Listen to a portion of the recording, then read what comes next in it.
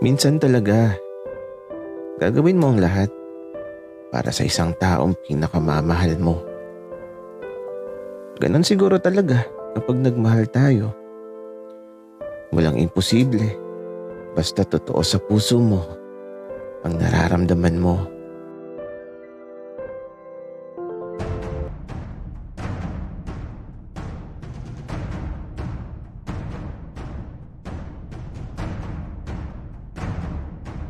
Kaibigan, huwag mong kalimutan mag-subscribe sa aming channel at huwag din kalimutan i-click ang notification bell at subscribe button. Subscribe na!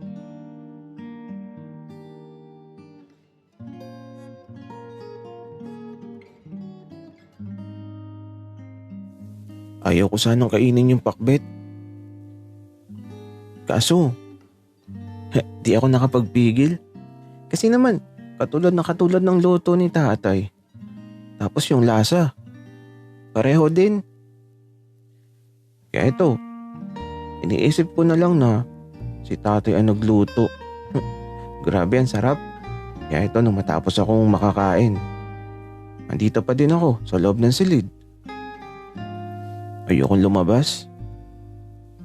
Di ako handa na makita si Jasper. Nasasaktan kasi ako eh. Naalala ko yung nakita ko. Kaya ayoko muna siya makita. Ang tahimik tuloy dito. At sa paglipas ng mga oras, nakahiga lang ako. Parang may sakit. Iniisip ko ba din ang mga nakita ko? Bakit ba di ko makalimutan ang sandaling yun? Lalo lang akong nasasaktan. Ben, aalis muna kami. Dito ka lang ha. Huwag kang aalis ng bahay. Wika ni Tony na eto. Nagpalit ng damit at nagpabango. Saan kayo pupunta? Sino kasama mo? Wika ko. Basta, dito ka lang. Sasamahan ko lang si Jasper. May kakausapin lang kami. Wika ni Tony na agad din naman na lumabas sa silid. At ako naman ito. Sumilip sa bintana. Ayun sila naglalakad papalayo. Kaya naman ito. Makakalabas na ako sa kwarto. Pagkalabas ko, nagbihis din ako. Tapos ito, nagmadali talaga ako na sundan sila Jasper at Tony. Saan kaya pupunta yung mga yun? Kaya naman, nagmadali na ako sa paglalakad. Baka mawala sila sa paningin ko eh. Tapos ayun, sumakay sila ng jeep. Naku naman. Kaya ito, halos tumakbo na ako. Gusto kasi talagang malaman kung saan sila pupunta. Kaya lang, sa pagsakay nila ng jeep, mabilis na umalis yung jeep. At ayun, nawala na sila sa paningin ko. Kaya ito, dahil nasa labas na din naman ako, mamamasyal na lang ako. Bahala na kung saan makarating, basta. Ayoko munang manatili sa bahay na mag-isa. Baka mabaliw ako dun sa kakaisip sa mga nangyari.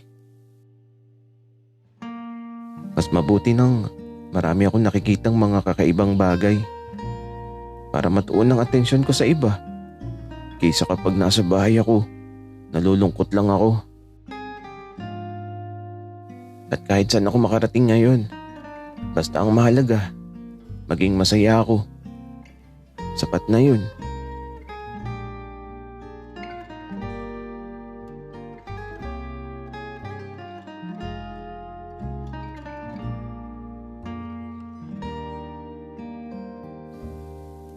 Buti na lang at kinain ni Ben ang niluto ko. Akala ko di niya kakainin eh. Kaya lang, ayaw niya lumabas sa kwarto ni Tony. Pero okay lang.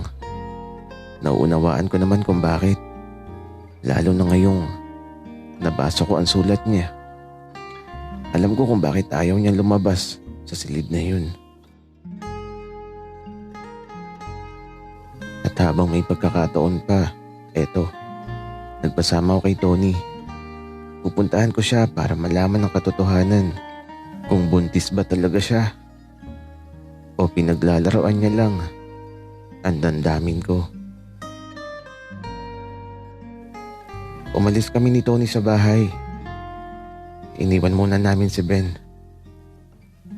At ito, habang nasa biyahe kami, natawagan ko ang babaeng nabuntis ko daw, pero di siya nasagot.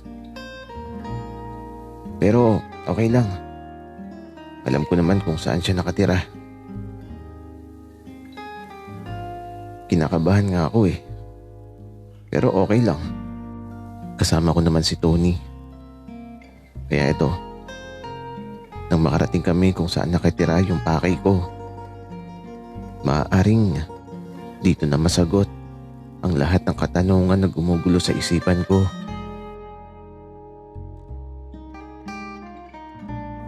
Jasper, pre, nakakatakot naman dito.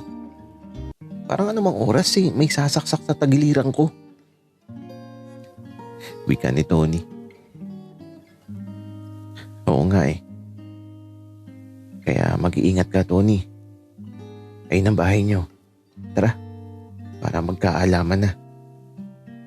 Wika ako. Kaya ito, nagtungo na kami kaagad sa bahay na itinuro ko. At habang papalapit kami, parang maingay sa loob ng bahay. May mga nagtatawanan tapos parang mga lasing ang nasa loob. At ito, habang papalapit ako, hinawakan ni Tony yung kamay ko. Pinigilan niya ako saglit tapos parang ako yung pinag-uusapan nila sa loob ng bahay.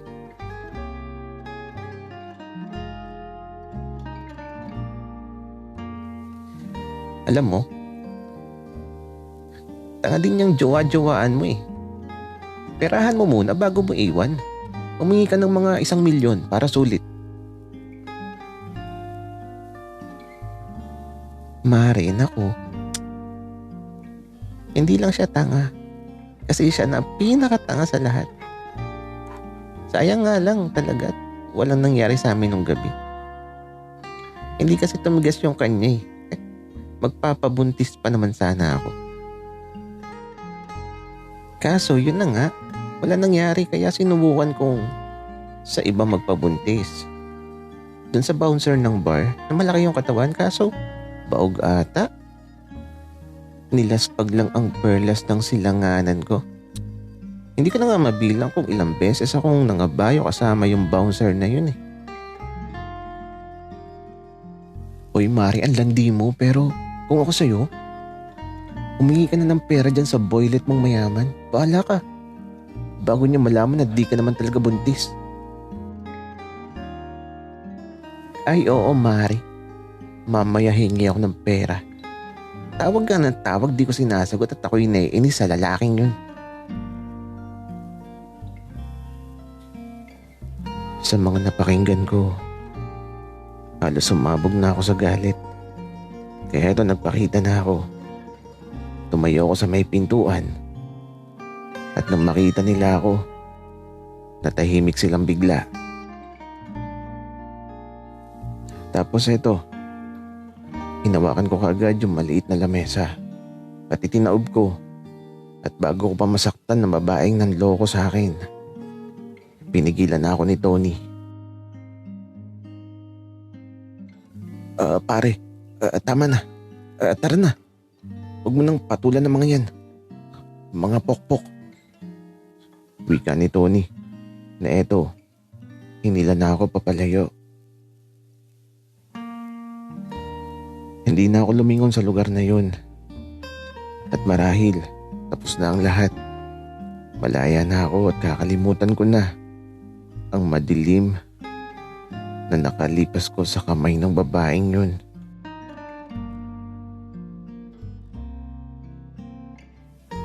Jasper, okay ka lang? Kumalma ka. Huwag kang magsayang ng oras sa mga taong kagaya nila. Sakit sila ng lipunan kaya kalimutan mo na sila. Wika ni Tony.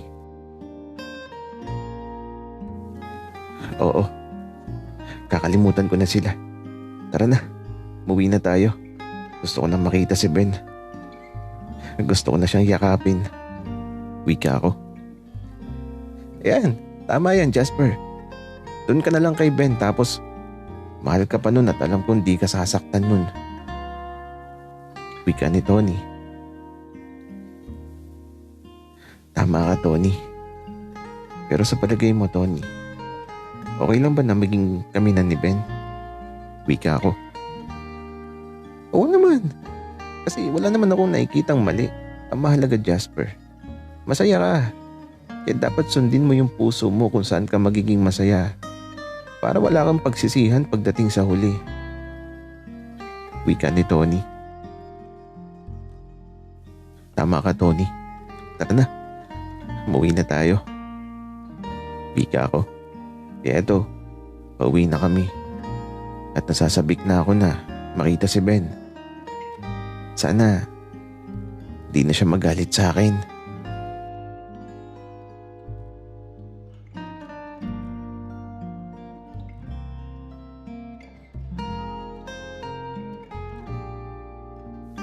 Ala, teka lang. Parang si Sir yun ah. Yung pugi namin prof na pinakikiligan ng karamihan. Teka nga, lalapitan ko. Sir, kamusta? Ano ginagawa mo dito? Wika ako. Oy, ikaw pala Mr. Ben. Tanda kita. Ikaw yung pinakamaitim sa klase ko kapag Friday. Wika ni Sir? Sir, grabe naman kayo. Wika ako. Ben, bagay naman sa iyo ang kulay mo. Ang cute. Nakakaingit. Wika ni Sir. Salamat Sir. Pero anong ginagawa mo dito?